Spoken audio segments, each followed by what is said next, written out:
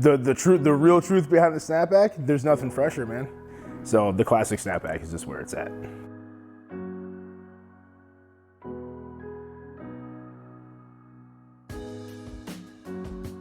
I grew up lower northeast Minneapolis, is where I'm from. My family moved to Fridley, where I went to high school. We moved to Fridley, actually, we moved into our house the day before my 7th grade year. I asked my parents, I said, hey, can I go back to my old school, finish out through 8th grade? They're like, yeah, if you can get yourself up, get on the city bus and get down there and never be late to school. That was the commitment I made. So every morning I got up, walked to the bus, dead of winter, got on the 10, took the 10 down the northeast, walked like 7 blocks to get to my actual school, and that's what I did 7th and 8th grade. Well, how long have I been with Hoff & Weber? That's kind of a multi-part answer. The first time I worked for Hoff & Weber, I was 15, and I worked directly for John.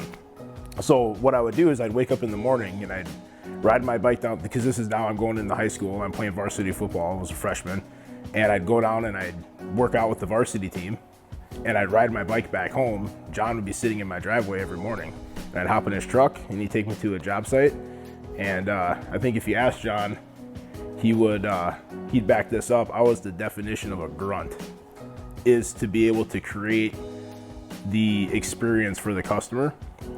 Really what I mean by that, and the message that I try to portray or convey to each one of the people that I meet with is my sole job with working with them as a rep for Hoff & Weber is to just simply provide them enough information so that they can make the most informed decision on their own.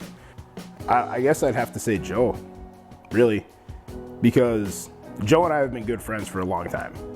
But I've always looked up to Joe because Joe's been able to identify with things, like different methods of moving forward professionally, before that's even a thing. Before he can see the next level, and then he just sits there and kind of methodically thinks about it and builds these processes, and he isn't afraid to fail. And there's a quote that I really like. It's the path to success looks very similar to the path of failure, right? And you could fall over 10 times, but if you get up the 11th time, it might work.